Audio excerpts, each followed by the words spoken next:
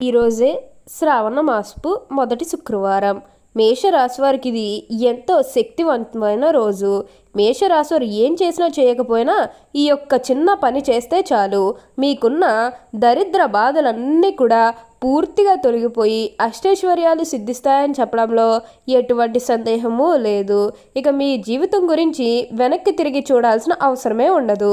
అంత అద్భుతంగా ఇప్పుడు మీకు మారబోతుంది. మీకు ఈ వచ్చే అదృష్టాన్ని ఆపడం ఎవ్వరి తరం కాదు.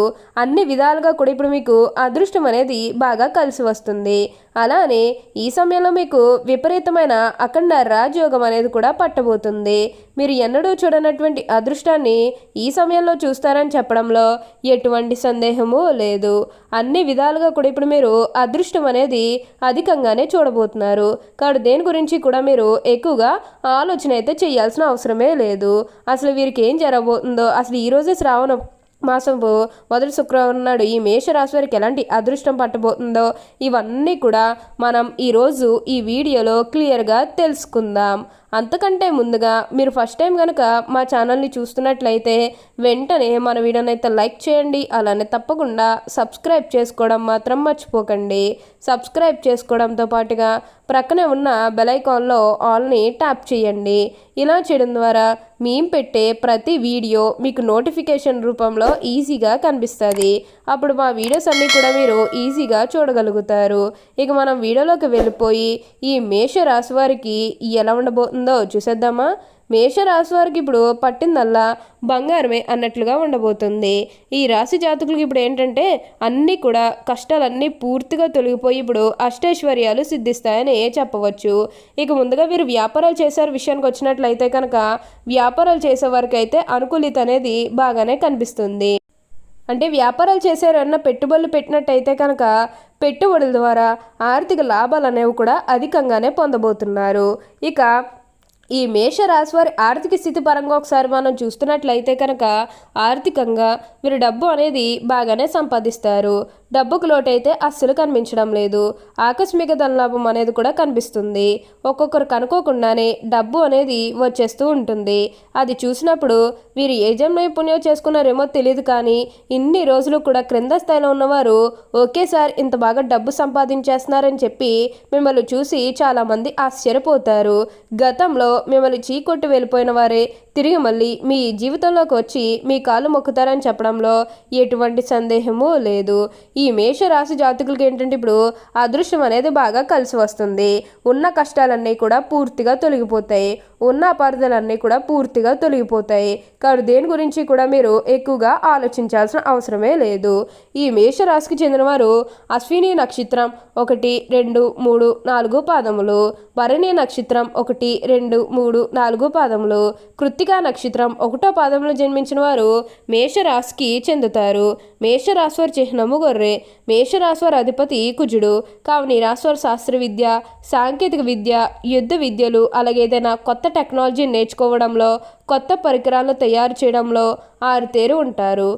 యుద్ధ ట్యాంకులు నడపటం, నేవీకి సంబంధించిన వాహనాలు నడపటం, యుద్ధ విమాన పైలట్లుగాను, అనుసంబంధమైన సాంకేతిక వ్యవహారాలన్నింటిలోనూ నిష్ఠాతులుగా చెప్పవచ్చు. ఈ రాశులు స్వతంత్ర అభిప్రాయాలు కలవారుగా ఉంటారు. ఈ స్వతంత్రంకి ఎవరైనా అడ్డు వచ్చినచో ఆ పనిని పూర్తిగా వదిలేస్తారు. అయితే వీరికి స్వతంత్రం ఇచ్చినచో ఎంతటి ఘన కార్యాలైనను కూడా వీరు సాధించగలరు. ఇలాంటి విషయాల వల్ల వీళ్ళ అహంకారం, నిర్లక్ష్యం పెరిగిపోతుంది. ఒక్కోసారి వీరి పతనానికి కూడా దారితీయవచ్చు. ఈ మేషరాశులు ముఖ్యంగా పౌరుతులకు లొంగిపోయే స్వభావం ఉంటుంది. ఈ కారణం వల్ల ఎలాంటి పరిస్థితులైనా కూడా నిరుత్సాహపడక ముందుకు సాగుతారు. జీవితంలో ఎన్ని అడ్డంకులు ఎదురైనా వాటిని ధైర్యంగా ఎదుర్కొంటారు. మేషరాశి వారిది దయార్థ హృదయము. మీరు ఎవరి మీదనైనా కూడా విపరీతమైన ప్రేమను కానీ విపరీతమైన కోపం కానీ చూపిస్తారు. అయితే ఇతరులు ఎంత గడముగా ప్రేమిస్తారో ఇతరులు అంత ప్రేమ వీరి పట్ల చూపినప్పుడు అంత తీవ్రంగా బాధపడతారు. మేషరాశి వారి జన్మత నాయకులు వీరు పోలీసు, యుద్ధ శాఖల్లో బాగా రాణిస్తారు. యంత్రములు, ఫ్యాక్టరీలు నడుపుట, పెద్ద వ్యాపార సంస్థలు నడుపుట వీరికి చాలా సులభము.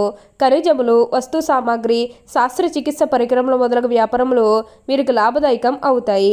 ఈ రాశి రాజకీయాలంతా సమర్థులైన వ్యవహరించగలరు. వీరికున్న ప్రజ్ఞపాఠం వల్ల వీరికి శత్రువులు ఏర్పడను. మేషరాశి వారు తమ వివాహ జీవితంలో క్రమశిక్షణతో మెలవగలరు. ఈ క్రమశిక్షణ వివేకం చాలా అవసరము.